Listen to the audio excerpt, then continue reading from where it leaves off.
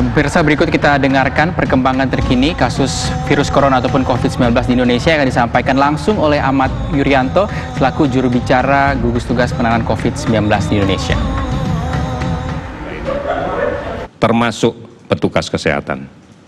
Oleh karena itu, mari kita perkuat kebersamaan ini. Mari kita fokus bersama-sama untuk menyelesaikan pandemi COVID-19 ini. Oleh karena itu, saudara-saudara sekalian, tidak ada ruang bagi kita untuk mengeluh, untuk saling menyalahkan, untuk kemudian tidak berperan serta secara konstruktif di dalam penanganan pandemi COVID-19 ini. Kita masih akan melalui tahapan-tahapan yang cukup berat. Situasi yang kita hadapi saat ini masih belum normal. Oleh karena itu, kita pun juga tidak boleh berpikir dan berperilaku seperti keadaan yang sebelum terjadinya pandemi COVID-19 ini.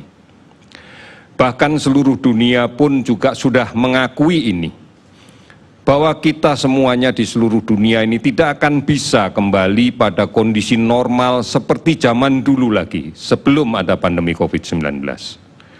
Kita harus membuat paradigma baru. Kita harus merubah kebiasaan-kebiasaan kita menuju ke kebiasaan yang baru. Kita harus hidup normal dengan cara yang baru. Kita tidak boleh mundur setapak pun untuk tidak produktif. Sekali lagi, kita harus tetap produktif, tetapi aman dari COVID-19. Inilah yang harus kemudian kita biasakan dan inilah strategi yang harus kita lakukan dengan cara merubah cara hidup kita masing-masing. Kita dituntut untuk semakin mentaati pola hidup bersih dan sehat. Kita harus mulai membiasakan untuk sering mencuci tangan dengan menggunakan sabun dan air yang mengalir. Kita harus mulai selektif, mulai memilih untuk melaksanakan kegiatan-kegiatan di luar rumah.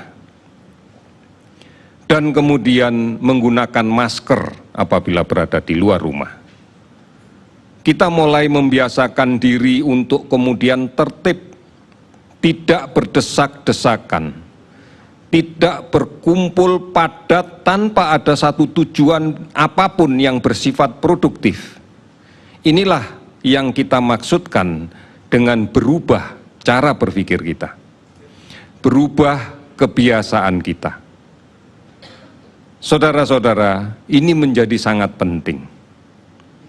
Sampai saat ini, para ahli di seluruh dunia masih bekerja keras untuk betul-betul bisa memahami tentang virus ini, sehingga kemudian bisa diketemukan obat yang terpilih dan vaksin yang bisa digunakan untuk memunculkan kekebalan. Sepanjang upaya ini belum ada hasilnya, atau belum mendapatkan hasil yang terbaik yang bisa disepakati untuk dipakai seluruh dunia, maka satu-satunya cara yang bisa kita lakukan adalah menjaga jangan sampai terinfeksi, menjaga jangan sampai tertular penyakit ini. Upaya ini bisa dilakukan kalau kita betul-betul memahami bagaimana penyakit ini menular. Siapa yang bisa menularkan? Bagaimana caranya menular? Ini yang harus kita pahami. Upaya-upaya normal yang baru ditujukan untuk memutus ini semua. Kita sadari bahwa penyakit ini adalah penyakit yang disebabkan oleh virus, yang kemudian menjadi tumbuh dan banyak di dalam saluran pernafasan kita apabila terinfeksi. Dan kemudian bisa menyebabkan gangguan pada fungsi pernafasan, yang pada akhirnya akan melumpuhkan fungsi pernafasan dan menyebabkan kematian. Penyakit ini dibawa oleh orang-orang yang di dalam saluran pernafasannya terinfeksi virus dan akan keluar dari tubuhnya manakala dia batuk, manakala dia bersin, manakala dia berbicara, yang keluar melalui percikan-percikan lendir yang berada di saluran pernafasan dia yang kecil-kecil yang kita sebut dengan droplet. Lendir ini bisa menyebar dari seseorang yang sakit apabila dia batuk dan bersin, bisa menyebar pada jarak sampai dengan 1 meter. Percikan ini bisa mengenai orang lain yang tidak terlindung dan terhirup di saluran nafasnya dan kemudian akan tumbuh di dalam saluran nafasnya dan dia akan menjadi sakit. Atau terpercik ke barang-barang lain yang ada di sekitarnya, yang kemudian secara tidak sadar dipegang oleh orang lain dan kemudian dengan tangan yang terkontaminasi dia memegang mulut, hidung, mata, maka ini akan terjadi penularan. Oleh karena itu, cara hidup yang baru yang kita lakukan adalah mencuci tangan sesering mungkin dengan menggunakan sabun. Sejauh yang sudah dipahami oleh para ahli bahwa virus ini pada lapisan luarnya tersusun dari material sejenis lemak yang pasti akan hancur apabila terkena deterjen, sehingga virusnya akan pecah dan rusak serta mati. Oleh karena itu mencuci tangan dengan menggunakan sabun. Kemudian yang kedua, kita sekarang sudah mulai melihat pada perubahan gejala yang dimunculkan oleh virus ini. Pada kelompok-kelompok usia muda atau lebih tegas lagi kelompok-kelompok dengan imunitas yang baik, orang yang sehat, tanpa penyakit bawaan, apabila terinfeksi oleh virus ini tidak menimbulkan gejala yang signifikan. Bahkan beberapa tanpa menunjukkan gejala apapun. Namun, di dalam saluran nafasnya sudah banyak didapatkan virus. Nah, orang-orang seperti ini, orang tanpa gejala seperti inilah yang memiliki mobilitas yang cukup tinggi secara sosial. Karena dia tidak merasa sakit, karena dia tidak tahu bahwa dirinya terinfeksi. Orang inilah yang kemudian memiliki peluang paling besar untuk kemudian menularkan penyakit ini ke orang lain. Baik secara langsung seperti yang kami sampaikan di depan, maupun secara tidak langsung melalui percikan-percikan droplet dia pada benda di sekitarnya. Oleh karena itu, aktivitas sosial dia yang dimaknai dengan pergerakan mereka, kita batasi. Inilah gunanya kenapa kemudian setiap kita keluar dari rumah gunakan masker. Karena kita tidak pernah tahu di luar rumah siapa yang orang tanpa gejala tersebut. Oleh karena itu tetap di rumah menjadi pilihan. Kalaupun terpaksa harus keluar rumah, gunakan masker. Hindari kerumunan yang tidak memungkinkan kita bisa menjaga jarak lebih dari 1 meter. Ini menjadi penting. Oleh karena itu PSBB, pembatasan sosial berskala besar, ditujukan fokus pada upaya untuk mencegah dan memutuskan rantai penularan ini. Saudara-saudara, di dalam kegiatan hari raya sudah menjadi tradisi kita untuk beranjang sana. Bahkan di dalam tradisi kita mudik, bertemu secara langsung, bersalaman, berjabat tangan, mencium tangan, menjadi sesuatu tradisi yang sudah bertahun-tahun kita laksanakan. Memang berat kalau harus kita tinggalkan pada saat-saat sekarang. Inilah tantangan kita bersama.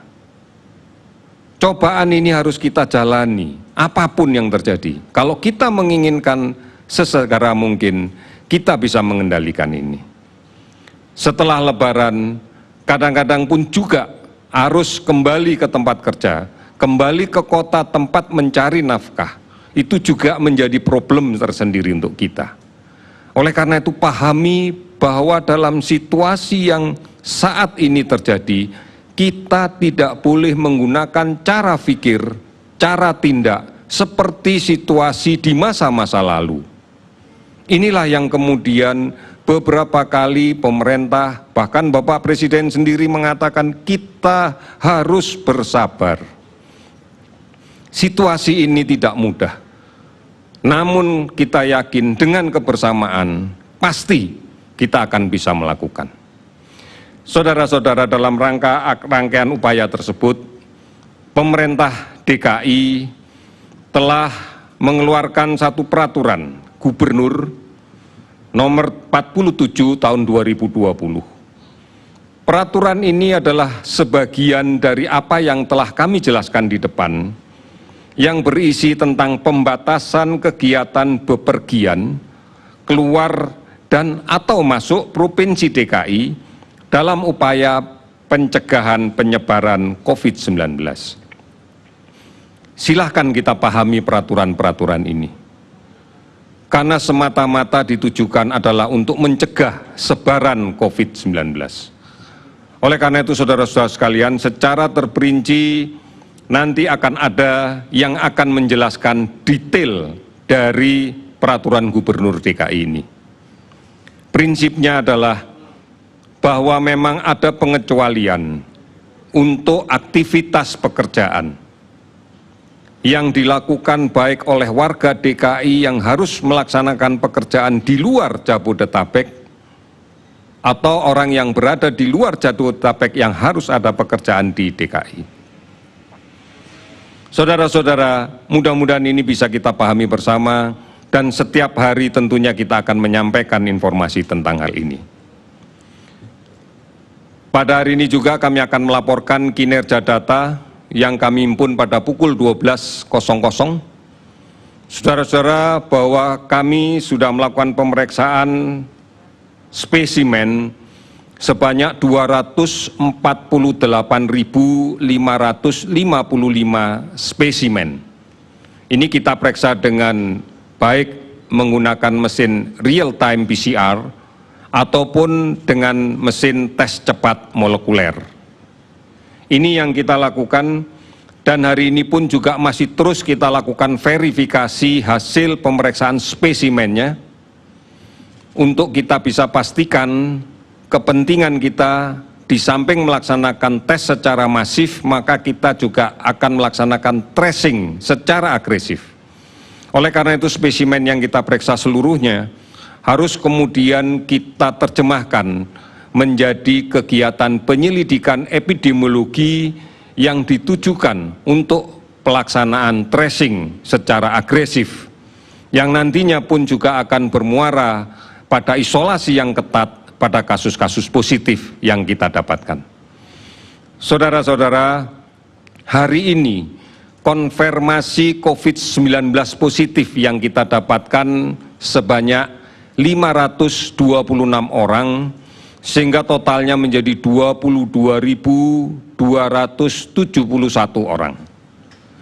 Kasus sembuh 153 orang pada hari ini, sehingga total menjadi 5.402 orang.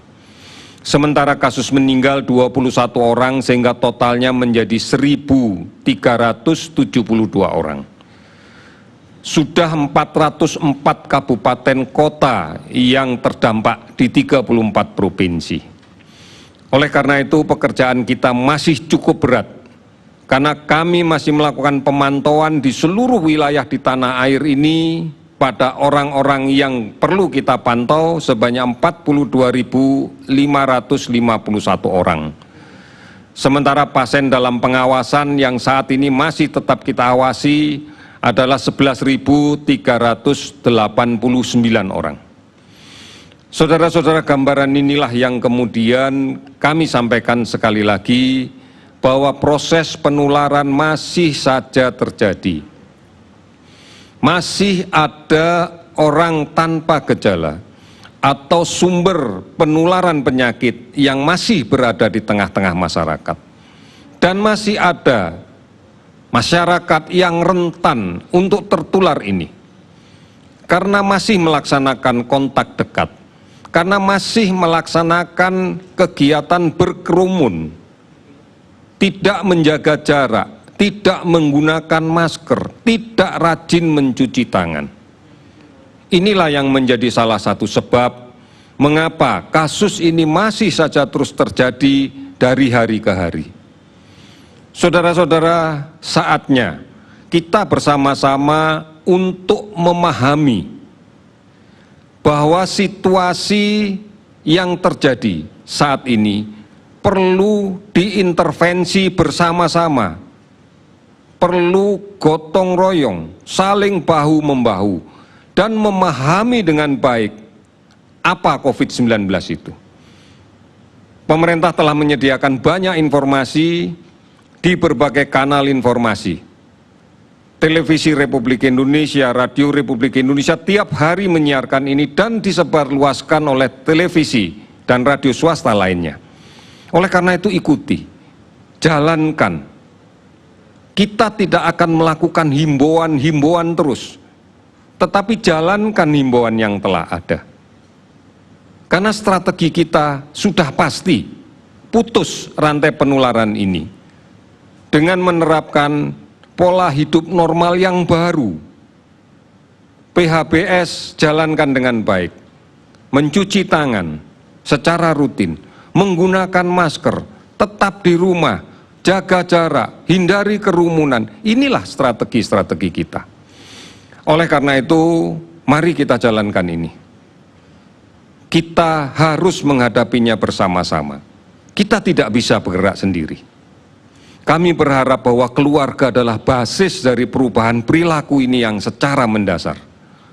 Oleh karena itu, mari jadikan keluarga kita keluarga yang aman, yang terlindung, sehingga kita juga bisa melindungi orang lain, melindungi keluarga yang lain, dan melindungi bangsa Indonesia secara keseluruhan. Saudara-saudara, mari kita rapatkan barisan kita untuk melawan COVID-19. Karena hanya ini yang kita yakini bahwa kita bisa menjalaninya. Kita pasti bisa. Indonesia pasti bisa. Sekian, terima kasih.